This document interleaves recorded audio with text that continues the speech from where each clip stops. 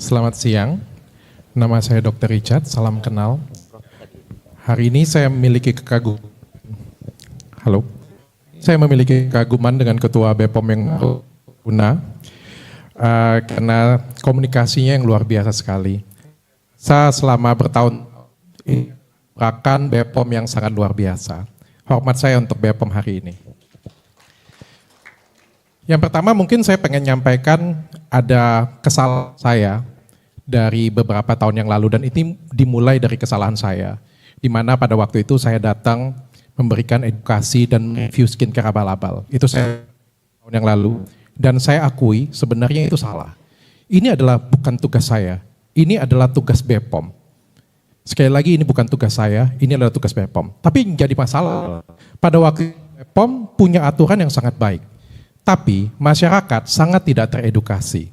Masyarakat tuh nggak tahu yang namanya skincare abal-abal. Pada waktu itu masyarakat yang polosan pun dia sangka itu BPOM. Etiket biru pun dia nggak tahu bahwa ini etiket biru abal-abal. Pada waktu itu dia pakai, itu 7 tahun yang lalu Pak. Saya hadir memberikan edukasi seperti itu dan saya yakin apa yang saya lakukan benar. Dan benar, masyarakat cukup teredukasi. Masyarakat cukup teredukasi karena mungkin komunikasi BPOM ke masyarakat. Tapi apa yang saya lakukan itu juga membuat teman-teman saya menjadi mencontoh.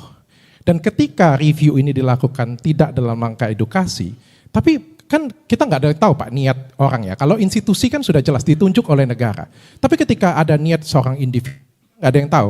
Mungkin ada persaingan bisnis. Mungkin ada yang namanya endorsement. Mungkin ada yang rasa ketidaksukaan. Mungkin ada banyak hal. Dan ini yang membuat akhirnya jadi huru-hara seperti ini. Maka itu saya izin, saya sudah berhenti review, saya tidak mau mereview lagi. Dan sudah saatnya menurut saya, tugas ini dikembalikan oleh BPOM.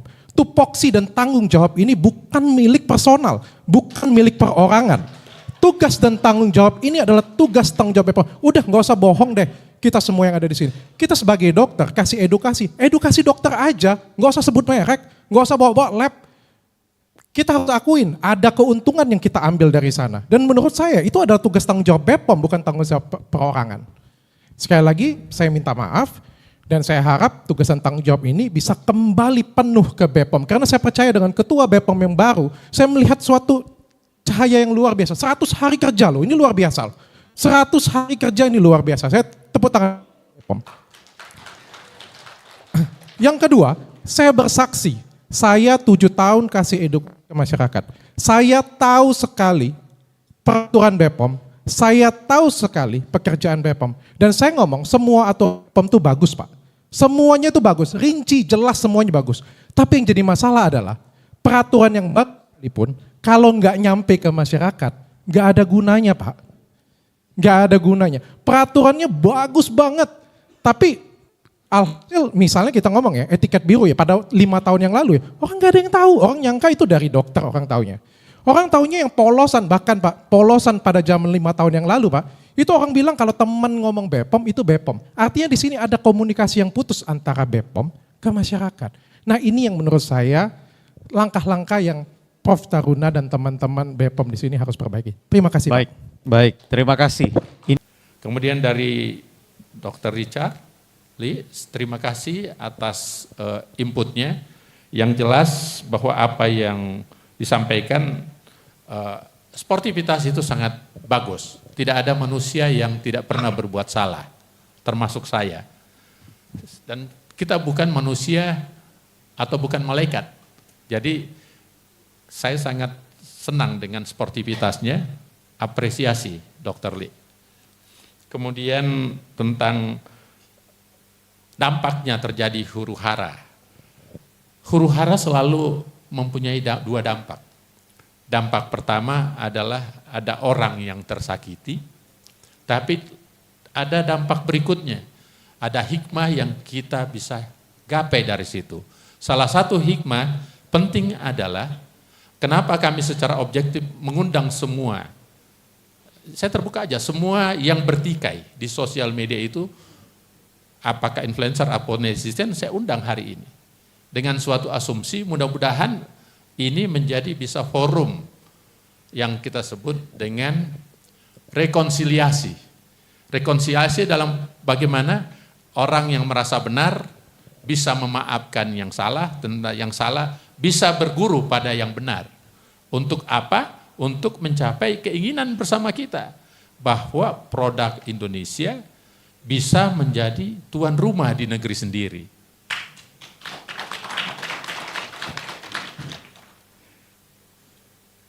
Kemudian yang berikutnya tentang aturannya bagaimana untuk bisa semua apa yang sudah terjadi sehingga kita bisa mengembangkan sesuatu yang lebih baik. Seperti yang disebutkan tadi, lebih dari 500.000 izin edar untuk kosmetik yang telah kita keluarkan. Itu sangat besar. Nah tentu biar masyarakat yang menilai mana produk yang baik, yang bermanfaat atau tidak. Yang jelas kalau dari Badan POM kita sudah dilengkapi oleh aturan. Aturan apa? Bahwa mana produk yang bisa mendapat nomor izin edar, mana yang tidak bisa. Kan kita berdasarkan indikatornya apa? Pertama aturannya jelas tertulis standar A, B, C, D. Yang kedua tentang evidence base-nya atau scientific base-nya.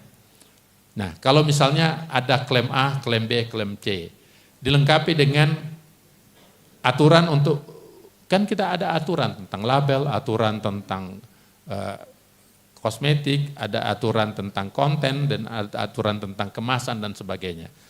Itu kan kita ikutin aturan. Yang kedua, klaimnya berdasarkan scientific base. Misalnya, zat tertentu bisa menimbulkan menghilangkan akne atau membantu menghilangkan akne. Iya kan?